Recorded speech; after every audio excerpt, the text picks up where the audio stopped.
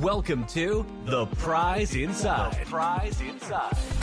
A chiropractor's journey in everyday holistic health and vitality. Here, your host, Dr. Jeremy Myers, delves into the remarkable journeys of everyday people who have embraced the path to health and healing. Through his practice, Dr. Jeremy encounters inspiring stories of profound transformation and the power of true healing within each of us. Stay tuned as we discuss various holistic topics and unlock the healing potential that lies within us all.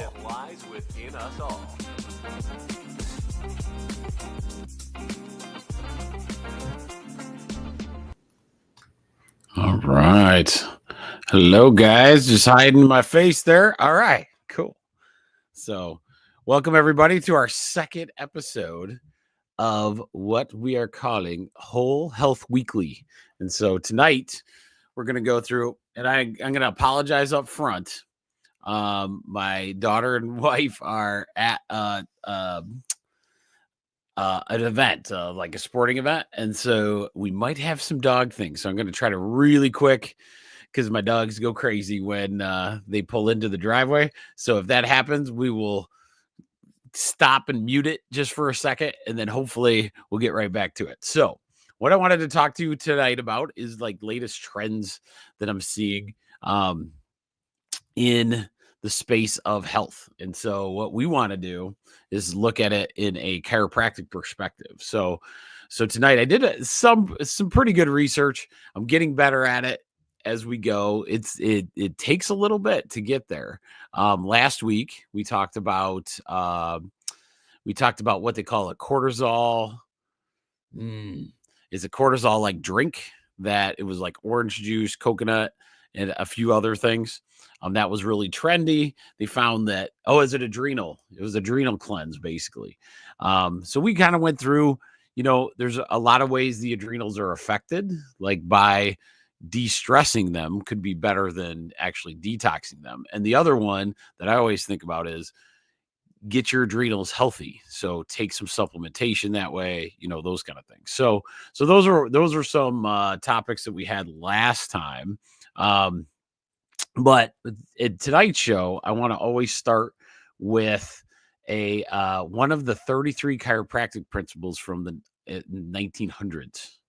1900s, one of those. I'll have to figure out when they were written, but they still stand today, which is really, really cool. And so once we start there, we can really get into how to look at this stuff in a different approach. So the other thing is, if you're ever looking for, I'm going to put this banner up. Yeah. So this, I want to figure out how to do it in I have a QR code too. So I'm not sure how to do that yet. I'm going to try it real quick before we get going. Maybe it'll work. Copy. So I apologize. This is me. Paste. Maybe hide this one. All right. So that didn't work very good. I'll figure it out as we go. So there's a way to add that in there. But anyway, so it's a company that we're using because of the nutritional stuff we're doing. They do a really good job. They vet all their supplementation, just as good prices, if not better. Then I'll put it up there so you guys can see it. Amazon would be. And so if you see something on there and it creates an app and it has 20,000 or more supplements in there, and I really like it because it's on your time, what you want to do. And if you use this link, if you can, if you put that in, then you get to communicate with me. So me or the other docs at the office. So right now it's just me because we're just getting used to it, but my other docs will be on there, I'm sure. So let's get started. So tonight we are on principle number 2. Okay. So chiropractic principle number 2, but we're going to go over a little bit the major premise. So the chiropractic principle, there's 33 of them all listed in numbers. So the chiropractic, the number one is called the major premise. So the major premise, and this is all old world speak, right? Universal intelligence is in all matter and continually gives to it all its properties and actions, thus maintaining it in existence. So that was principle one. So basically, think about the earth having its own intelligence. Okay. So the laws of physics, the gravity, those kind of things. These are all intelligently designed. Okay. So then we, as a human species, have an intelligence to interact with the universal intelligence. We call that intelligence innate intelligence. Okay. So the innate within you interacts with the universal intelligence around you. Sounds so simple until you actually use it. Gravity is a great example. Like when you're looking at a problem, a lot of times, if you understand gravity and the universal forces, right, then you can really discern what are good things to do for our muscle system, our bone system, that are designed intelligently to go against the gravity or the universal intelligence. So this is cool. This is one of my favorite ones. Principle number 2 is called the chiropractic meaning of life. So the chiropractic meaning of life is this: the expression of intelligence through matter is the chiropractic meaning of life. So they're very short, so that's why I like doing them. The expression of this intelligence through matter is the chiropractic meaning of life. So what they're talking about is what I just said. This thing called innate intelligence expresses its intelligence through our body to interact with the universal forces. Okay. So, but you got to remember too, when you look at this, okay, so when you essentially get on and understand this role, it changes your brain a little bit, because like what we say all the time, the body needs no help, it just needs no interference. What is causing the problem to happen? A lot of people say the why. That's what we're kind of going over tonight. So I'm going to go through some of the trends we found. My office manager Gina did not find much on the TikTok, and so I don't have a lot from the TikTok, but I have a couple of emails that I get from like medical journals. So if anybody has a really good news outlet that does a lot of good stuff in health that's pretty quick, let me know, and then we can go over it too. So, and these are articles I wanted to just go over it tonight while we're reading it. So this one's interesting, kind of obvious. So a study was just done that millions of diabetes cases are linked to sugary beverages, the study found. So let's go to this. This is done by Jessica Freeburg, and it was fact checked by a PhD. So I just read the topics a little bit. So experts are interested in finding what factors contribute to cardiovascular disease and diabetes, and what can help with prevention. One recent study highlighted that sugar-sweetened beverages may contribute to almost 10% of type 2 diabetes cases and over 3% of the cardiovascular cases. There are a number of potential action steps that may help limit the people's consumption of sugar, right? So that's pretty. That was a study done in Nature Medicine. So it was published in Nature Medicine. 10% of the general population's type 2 diabetes case. Type 2 is the one that you're not born with. You kind of creates, right, over a bad diet situation. 10% of those are done based on sugary drinks. So think about that. Diabetes, I'm telling you right now, guys, very hard. Reversible, it is. But the amount of work that has to go into that almost makes it irreversible. And that's what's so tough. 3.1 cardiovascular, so heart problems, come from these sugary drinks. So just remember that. And you're talking like the fake sugar stuff, right? So we got to know, the fake sugar is the key. We want to stay away from those, like it's become, these used to be sugary drinks used to be like a dessert, right? And we've kind of made them into what I would consider like a staple of like everyday life. And that is what's really gotten us. Like, are you going to ever just stay away completely from sugary drinks? Not really, and do you have to? No, but the problem is we do it every day and it's not a treat. So try to get to that point of where you're not doing them as much, because I know they're super addictive as well, that you're moving away from those, and then use it as a treat, like the Friday night thing, and have one, right? So that's kind of a no-brainer for my 1% tribe people. They know.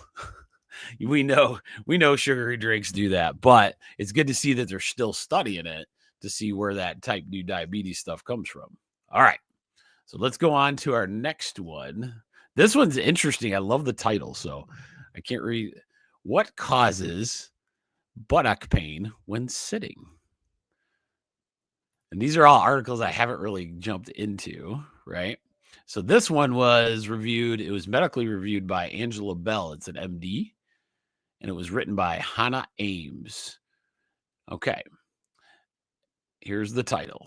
So, a person may experience pain in their buttocks when sitting for many reasons, including minor injuries and bruises and more severe conditions, such as sciatica and damaged discs. People spend a lot of time sitting and experience pain in the buttocks when sitting and can cause a concern. Pain in this area can be temporary due to a bruise or a minor injury, but it can also result from a more serious long-term condition. All right. So this is the study. So symptoms may vary depending on the cause and location of the pain, and it can include bruising or discoloration, numbness or tingling, tingling in the legs, a sore tailbone or coccyx, swelling, difficult moving the muscle, and difficult moving from a sitting or standing to a standing position. Might go away on its own. Sometimes you got to treat it medically. I can kind of hear my dog kind of starting to fire up a little bit. So that means they can almost know when my wife is coming in, the car and everything else. So let's go through this little article. Let's see. Yeah, I think. Yeah, so we'll go through each one of these pieces. So some of the most common things when you have pain sitting like this, sciatica made the top one. Now, when we talk about sciatica, we want to say one of the things that happens in chiropractic, and we see it, and it creates this progressive time frame. When somebody's sitting and when they hurt to stand, they feel the pain in their butt, they don't necessarily link it to sciatic nerve and a disc problem, when a lot of times that's actually what it is, right? It's bad mechanics of your lower back and all the joints in there not working properly. And when those don't work properly, it's giving you a signal prior to the classic sciatica where it's down your leg and all those kind of things. I tell a lot of my patients, like, especially in the sitting position, let's say their back doesn't hurt at all when they're standing up. Well, in tonight's episode, we talk about how we're going to look at this. So how are we going to look at it? Okay, let's evaluate. If you're sitting, one of the things that happens is your lower back is in the worst position it can be for that. Sitting is the toughest thing on your lower back because that's where all the pressure is. Okay. And when you stand up, you have all these muscles in your body that allow you to adapt to, let's say, a low back condition that's there. So a lot of times when we see people have trouble sitting in a lot of these different things, a lot of times is a chiropractic problem where pelvis or a lumbar vertebrae is off and it needs to get like realigned and adjusted. There's a few other things. You can have imbalances in muscles. Remember where the piriformis is? It's kind of like your butt muscle back there. So the butt muscle is one that if they're uneven or one's tight, that can be another situation. They call that piriformis syndrome. But they're very close. Like chiropractic wise, because the Y is the same in that situation, really it's what we call subluxated or misaligned, or uh, oh yeah, I'd say misaligned vertebrae that is causing the piriformis muscle to fire different. So if you hear that when somebody's hurting sitting, that's typically what it is. And so, but you don't wait, until you can't move, right? Or all of a sudden you start getting pain down the leg to be like, okay, this is the sciatica. You can look at it that way. Okay. So piriformis syndrome is very similar. Little bit more situation that could be present that you have to get fixed. With chiropractic, a lot of times there's PT, there's a lot of different things that can help, but a lot of times if you can get ahead of it before, when you start feeling that when you're sitting and it hurts, then get it done. Okay. So this one's interesting that a lot of people talk about. It's a very general term. So this is like the third reason you'd have pain while sitting. It's called coccydynia. So coccydynia is the last bone, what we consider your little tiny tailbone when you're born. That's basically the general name for it. So there's pain in that coccyx area, which is the last little vertebrae that are on the end. It kind of makes what they call the remnant tail. So you have this little tiny tail. A lot of times the coccydynia can be an issue. And that's like super deep when you're sitting. It's real close to other things. But it's not as much in your general low back as it's like underneath your butt. Okay. So some common causes of coccydynia may include, childbirth can have issues on that, an injury or accident, like a fall. Falls are pretty common. Strain on that coccyx, and sometimes posture issues. And that's where you can do some major things in the holistic space with that. All right. Then bruising makes sense. You can have different kinds of cysts. The ones that go later. See, that's one reason I wanted to do this kind of night, because now you know the most common versus going to like this. So think about like how it works online. You have pain in your butt and you go on this and you go down, and it's called medical.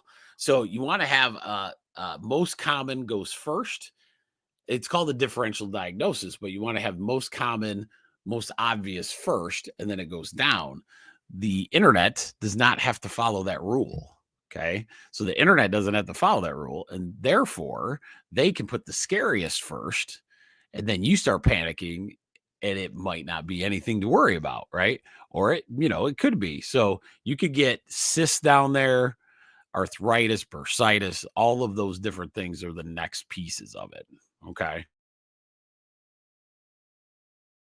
So if you got people just getting it checked out, especially how much sitting we actually do. Hopefully that was worth it to listen to me tonight on just that one.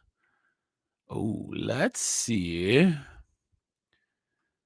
One more on this site. Well, I think that's pretty good. I think this next one is just almost... Well, let's go into it, because this one's pretty good article title. I saw, what causes abdominal pain and diarrhea? Okay, so we're going to go through a few of these, and then we can look at some holistic approaches that might help you better understand what you got to do. Okay, so this is medically reviewed by a PA named Cynthia Taylor Chevauste, and it was written by Jane Leonard. Okay. So let's go through some common causes of abdominal pain and diarrhea, and we can talk about this. Food sensitivities, bacterial or viral infections, and medication or alcohol use. And then, treatment depends on that kind of thing. Gastroenteritis, is like a stomach flu. So that's one of those words. Some people get bacterial gastroenteritis by eating or drinking contaminated food or water, food poisoning, right? So that's one. But I really want you to pay attention to the one food intolerance. Okay. So in this article, we can go through that. Food intolerance is something potentially that can be reversed. Because if your bacteria gets out of whack, and we've done this a lot of times in the office with like nutritional consults and stuff like that. Here it comes. I can hear it. I apologize. Hopefully it's not too distracting. We'll keep going. Okay, so hang on just a moment. I will be right.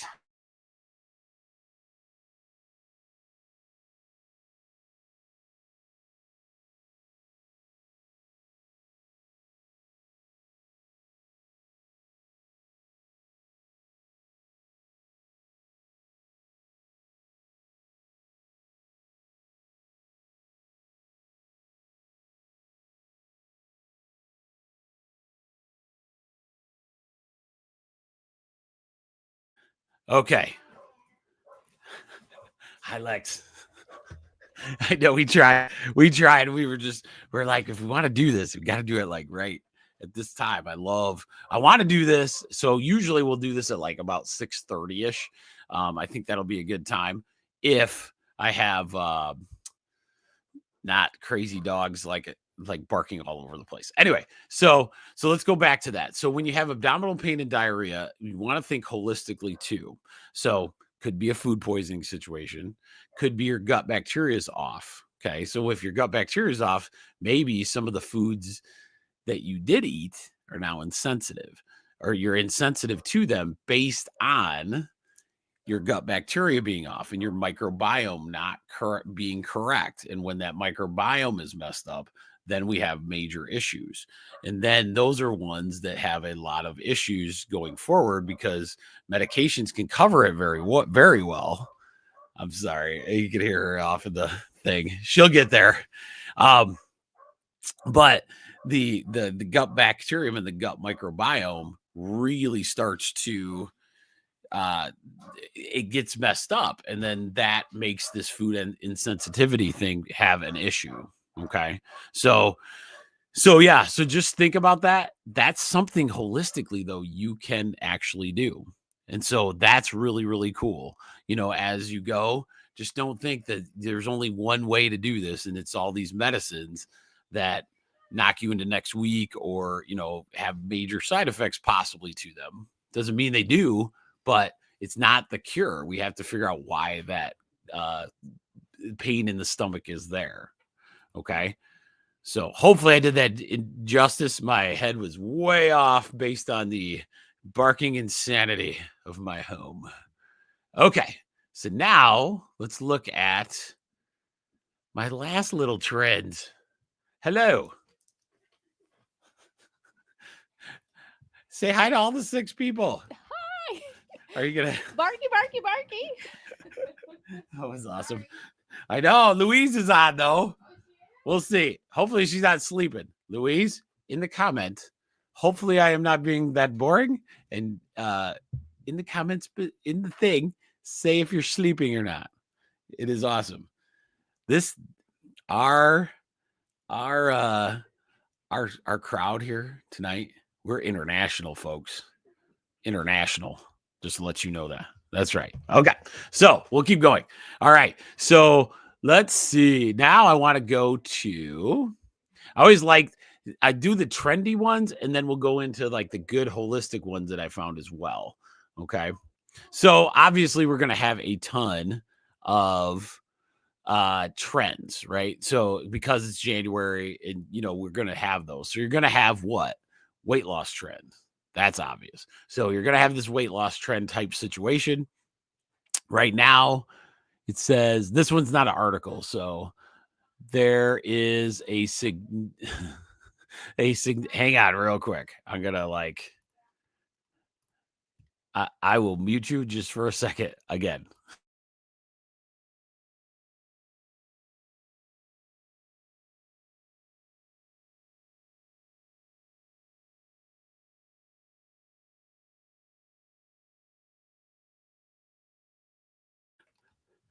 Oh, I saw that. Yeah. Good. Hopefully you're liking it because it'll get better. I swear. Episode 2. So remember, I got 1% Tribe on Sunday night. We talk a whole different thing. We try to teach a bunch of stuff there. This, I want to go through the stuff. And I'm slightly addicted to this. This is really fun. And this, to be all honest with you, this helps my staff because then I don't talk to them all the time. So weight loss trends. There's one that's online. It's a weight loss diet called the 75 Hard Challenge. And it's a celebrity endorsed one. It's like a 1 meal a day plan. I don't know much about it. Let's look it up, shall we? Okay. Let's see what this trend is. Oh. So it's this dude that's ripped, and it's called the 1 meal a day. It requires eating at the same time daily, limiting food to a plate no higher than 3 inches, while allowing only 0-calorie drinks like water, black coffee, or tea. And I'm guessing for 75 days. That sounds kind of cool. It's one of those where it could be a good one. Who knows?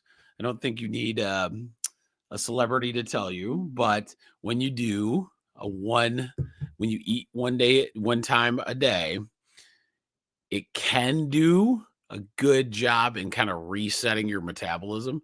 Is it the end all be all? Absolutely not. You want your metabolism to flow like your homeostasis flows throughout the day. That's why eating small snacks is really good. And that's why you feel a lot healthier doing that. But can you lose some weight? I'm sure you could. Because what occurs in that situation is if you eat 1 meal a day at a certain time, and it's only a certain amount of food, a lot of times you're going to have essentially you're going to get into what they call ketosis, which is like where you're burning fat. So like when you go to sleep at night, you'd actually burn some fat. Now, ketosis is fantastic to get into. 75 days of that could be a really good thing.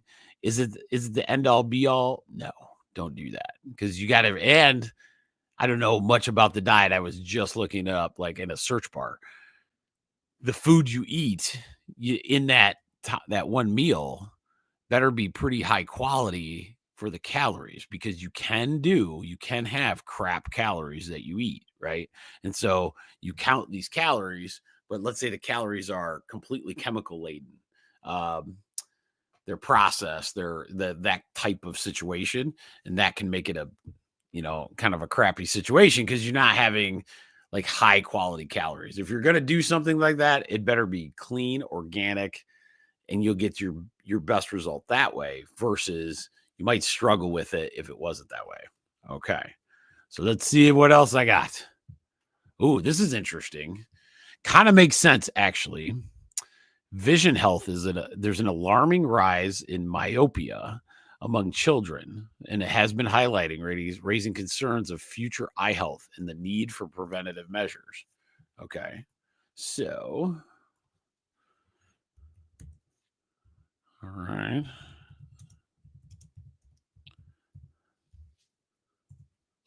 All right. So this is where we are. I want to give you the definition of myopia. That's what I was doing. Okay. It's nearsightedness. It's a common vision condition in which close objects look clear, but far objects look blurry. Okay. So nearsighted means you can see near, but at a distance you can't. And that is becoming a thing. For my holistic people, you don't have to even think about it. Why? I'm guessing 100 times over, it's going to be your tablets, your cell phones, your kids living on that stuff. And when you do that, you get EMF, electromagnetic frequency radiation from the phones, from those kind of things. And your eyes are one of the only things in the world that have the nerve is so you can see it. Okay. You can just put a magnifier in your eye and you can actually see the health of your eye. Okay. So that means it's a very easy spot to have some damage. And when you have eye injury, that's nerve injury. Okay. So it's one of those things. Get your kids to, maybe that's all about the tablet time. That's all about the electronics time, making sure they're limited, especially early in their life. And you'll do really, really good, And so just being aware of that there's actual studies out there that it's alarming how much kids are losing their eyesight on. All right. I think that's all I have this week for the trendy stuff. So let's look at some interesting things. I got like two pretty good articles in the holistic place. Okay. So let's talk about this one. Maybe I'm going to tell you about it so you can do your own research on it. This one, I believe it's a little more of a chemically interesting thing, but what happens is it really does. They're finding a lot of good data on it. It's called methylene blue. So methylene blue enhances cellular energy. And this is Dr. Mercola, I think. Yeah. So this is an article by Dr. Mercola. So methylene blue enhances cellular energy production by integrating into the electron transport chain, cycling between oxidized and reducing forms to improve mitochondrial efficiency and resolve metabolic issues. Methylene blue, this is not part of the thing. It's really good in going after the mitochondria. And mitochondria is it's your body's energy. It's your big energy store. And so a lot of times this is something we want to look at, and it is methylene blue. It's controversial because it was used as a dye.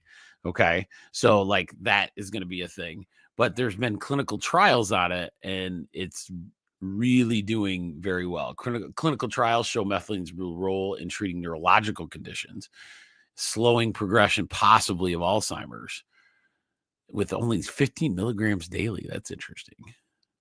Studies indicate methylene blue's effectiveness in treating septic shock. Really bad infections, overall body infections, which can happen, as that goes. So it can be really good. Has some anti-cancer properties potentially. Let's see if I can find. If you know me, you'll know this. It's like a quinine or quinone like molecule, but it's not just another supplement. That's one reason why it's interesting. It's a powerful agent that can play an important role in cellular metabolism. All right, let's see. I want to find out. Okay, for enhanced brain health, we know that. Okay. A lot of good stuff. Anti-aging and emergency situations. But it is a chemical. Okay. So if somebody is interested in methylene blue, you want to get what they call pharmaceutical grade. Okay. Nothing else, because the other ones are industrial for dyes. And they come in a variety in solid, capsule, or tablet form. So that could be interesting. I might give it a shot myself and see how it does. See how I feel on that. Because anything that gets into your mitochondria will help energy. So if it's going to help something, it'll help that, right? So it looks like the studies on that methylene blue look really good for really good energy. All right. Let's look at one more, and then I will stop wasting your time tonight. Hopefully you enjoyed it. Oh, I like this one because now let's do this one. Okay. The link, this is another Dr. Mercola article. So how vitamin D and psoriasis are connected. And so a lot of times what they found was like psoriasis improves. If people know people with the psoriasis rash, and you actually see an improvement when somebody is able to go in the sun, activate their vitamin D within them. Okay. And so what typically we're finding is that that vitamin D in general could help psoriasis. Okay. And so maybe it's one of those also, like if somebody has like what they call psoriatic arthritis, which is a little more intense version, that they possibly could get out of either a higher dose or something that ingests better, right? So you got to think about the different kinds of vitamin D you're taking. If it's not giving you the benefit you want, right? So there's different ones out there. Don't give up on the ghost of those, but get on that vitamin D.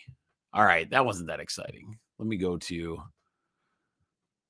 let's see. All right. See if there's any. Ooh, here's a good one. This one would be a good one tonight. How urine odor gives you a good indicator. Where to go? All right. Okay, here we go. Here's the article. Okay. So pay attention to how your urine smells. It's a strong indication of a few things. Okay. So your urine, this is Dr. Mercola's article again. Your urine's color and smell are important health indicators. Normally, urine is 91 to 96% water, with darker colors and strong odors typically signaling possibly a health issue. Doesn't mean it's always a health issue, just possibly. Common causes of unusual urine odor include dehydration, which is probably number one, right? That's why we're going through these. Certain foods, which everybody knows, asparagus, right? Medications can do it. UTIs, right? That we kind of know. Diabetes, kidney problems, and other health conditions. So the eight glasses of water daily, there's not a lot of scientific basis to it, but you may want to do even more than that, possibly. But using your urine as a guide, right? So this is one that we could use our own holistic. How do we know per person, if 8 glasses of water a day is good? Sometimes you need more, sometimes you need less. In Rachel's weight loss plan, one of the funniest things is like when she really started understanding and getting good at it, and she started like losing weight, it was based on, we thought she needed this much water, but her body demanded more than that. And when she got the more, she was able to really start burning really good. And so that was one of the little tricks that I've always thought was fascinating. Once that body is completely hydrated, your metabolism can get fixed too. Okay. So if your body's running at the normal water where it's supposed to be, normal flow, think about your car and how it runs, if the fluids are low, right? You can feel it not doing as well, based on the fluidity of like how everything's going, oil, those kind of things. So think of water as essentially your hydration. That's how your movement patterns are going to go, but also your cellular patterns. So you're going to have that kind of situation as well. So you're going to have your metabolism could be off just based on being dehydrated, and your body doesn't know what to do with that, right? So that's something to really look for. I think that was good. Let's see. UTIs, we kind of know that one. You should have like a pale yellow color. That's pretty good. So that, it doesn't have to be completely, clear, but that's good. That you want to have some kind of yellowish to it as well, because that also shows you got the right electrolytes as well. But a lot of foods can do it. So asparagus, and that can help get that a different color. So that's not a good indicator if you're eating asparagus all the time. All right. So why would your urine smell bad? Dehydration is the number one key. Food. Okay, so asparagus again. Medications can do it. So you got to watch that. So if it's off, then maybe it's a medication. Maybe your body's not liking that medication either. So it's something to look at. UTIs, always. Diabetes. Diabetes has a very distinct sugar sweet odor to it.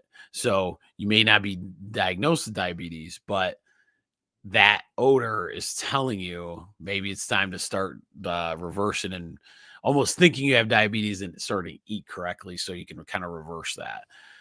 Kidney problems can be another one with a strong odor upon urination. So just watch that. And I think that's it. Just make sure all of us doctors check it. All of us doctors, when we're looking down in the toilet, we look at all that stuff. So if we're doing it, you should too. And we're going to probably do one on poop as well. So we're going to have one.